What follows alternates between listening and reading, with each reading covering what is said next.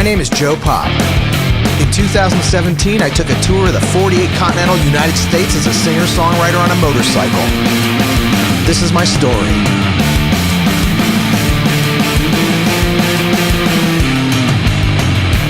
Popp over America.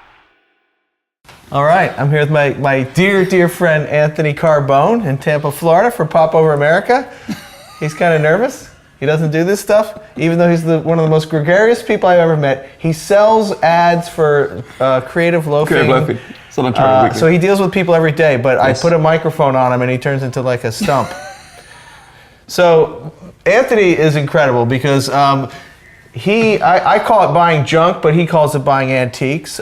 So tell us about your, should I say obsession or hobby. Your hobby about collecting antiques. I started, my sister, Liana, my older sister, 4 years older, she collected Indian jewelry when she was in high school. Okay. So she didn't want to go to antique shows and flea markets by herself, so she should drag me along. So you started as like a flea market bouncer. Is that how you started your career? Like a flea market sidekick. Right, okay, all right. So she would drag me along to these flea markets or antique shows or whatever to buy Indian jewelry, and it was every weekend I had to go with her because she just didn't want to go by herself. So I started. Sorry, I hate to keep interrupting you, but why were these flea markets sketchy? Like, were there questionable people? We are in Florida, so you know there's the whole stereotype of Florida being a kind of a nutty place. No, they were just kind of like, you know, I didn't have my footing yet. Like I didn't know what I wanted to look at or what I wanted to see. She would drag me along, and eventually I just got the taste of it and became acclimated to the culture. And then maybe in high school, I went once by myself, and then it started to kind of cultivate from there. What were some of your first things that you started collecting? I think like early on, I used to collect like what everybody typically starts with, like 50s and 60s stuff, like kitschy, stupid things. You like 50s looking lamps and house decor stuff that I thought was retro and unique at the time. And then that went to the wayside, and I started to kind of define my eye and define things that I liked more. And I remember a specific story.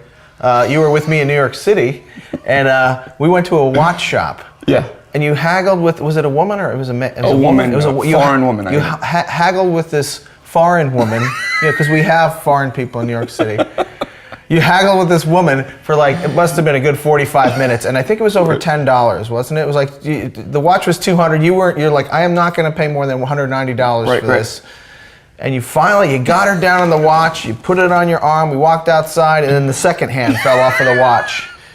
You know, so I'm like, that became the joke, like, broken watches. Are we gonna go buy some broken watches next time you visit me in New York City? Every time I visited New York, you would ask if we were gonna go buy broken watches. Every time I talked to you and I was on the way to the flea market or an antique show, you're like, how many broken watches did you buy? So it was always our trademark. Okay, that's good stuff. Yeah. And then another piece, and I'm hitting on some sensitive stuff here, so I'm kind of putting you on the spot, but behind us here is this Weathervane that looks like it came off of the Chrysler building.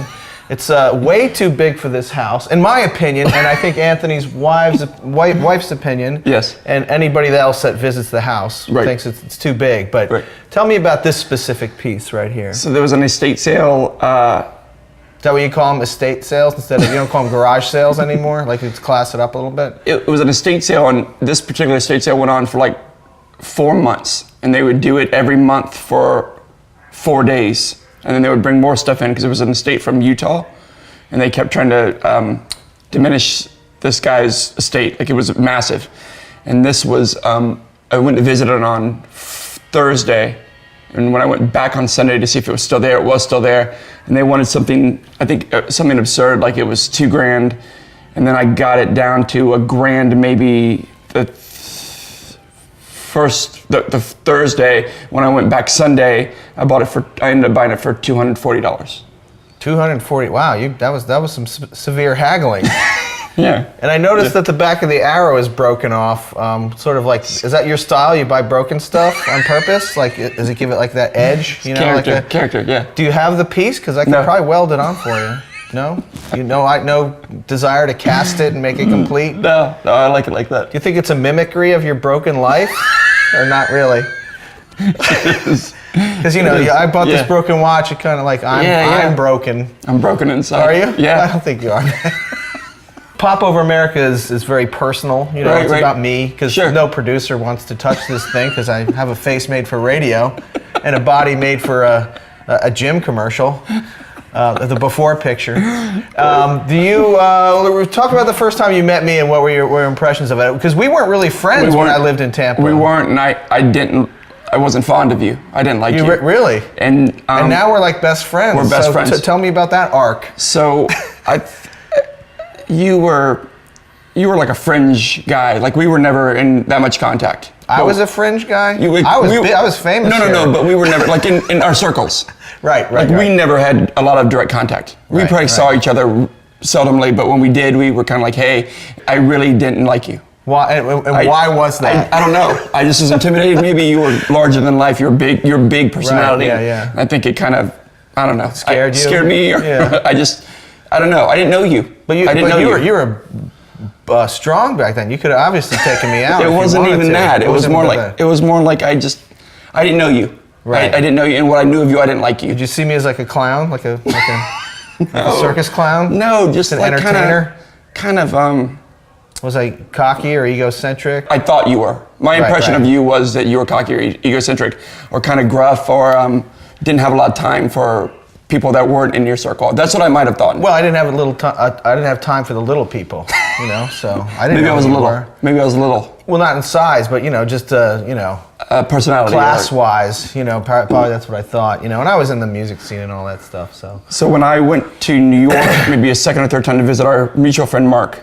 Right. I was actually living with Mark. That was the first guy I stayed with when I moved there in 2000. Right. So maybe he had moved out of that apartment and into a new apartment. And I remember arriving, and it was early on in the morning, like maybe 11 or 12 in the morning. And he said, guess what we're doing today? I said, what? He goes, we're going to a baseball game, and we're going with Joe Popp. And I said, I don't do baseball games, and I don't do Joe Popp. I didn't. You don't do Joe Popp? I don't do either. And he's like, trust me. Trust me. You're gonna be fine.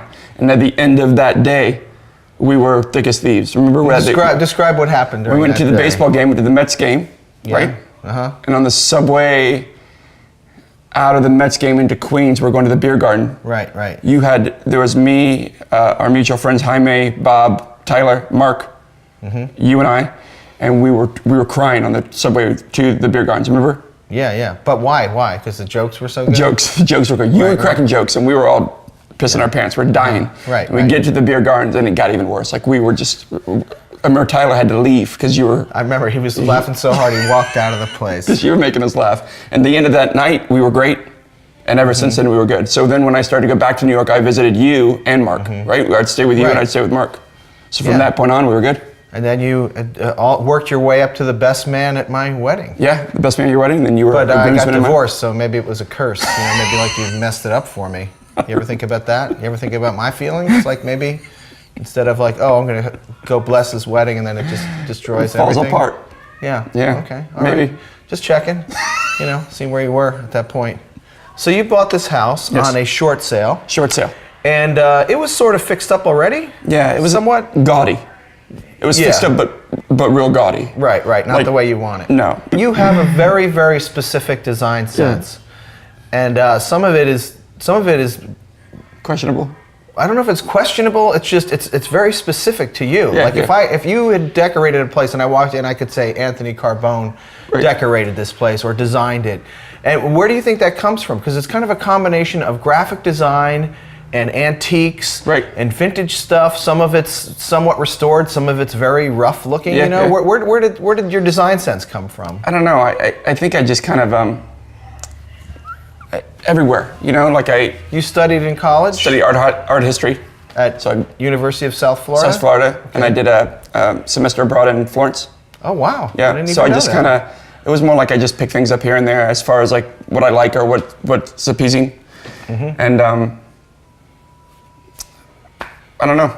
And you combine your love of the estate sale stuff with your design sense. So you go out and you find this stuff. Yeah. Which I used to call junk, which I'm sure was offensive, and then you put it in your house. Like you buy a big rusty old traffic light and you just stick it in your kid's room. Right. Maybe even against his will, some might argue. You know, and then you're like, I'm gonna get you a Mario Brothers machine, which is the size of a refrigerator, and you plunk it in your kid's room. You're like, right. Isn't that a great gift? Congratulations. Oh, yeah, yeah. And he's like, I don't like this game, or something like that.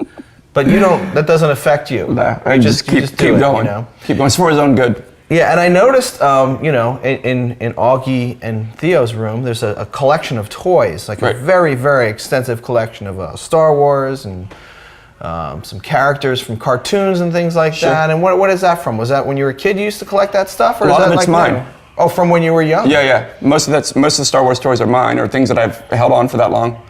And then I just kind of work it in with newer stuff and modern stuff. What are your thoughts on Popp Over America? It's great. It's amazing. What do you think is cool about it? That you're, you know, living your dream, going around the country on your motorcycle, just doing what you need to do. Are you sure this is my dream? Or you think I'm just desperate for attention, maybe? You know? Because that's kind of been my gimmick. The latter, yeah. The latter? Yeah. Okay. All right. Thanks, Anthony. No Anthony Carbone, Popp Over America. All right, that's it. That was great. Jesus. You were sweating bullets. I know.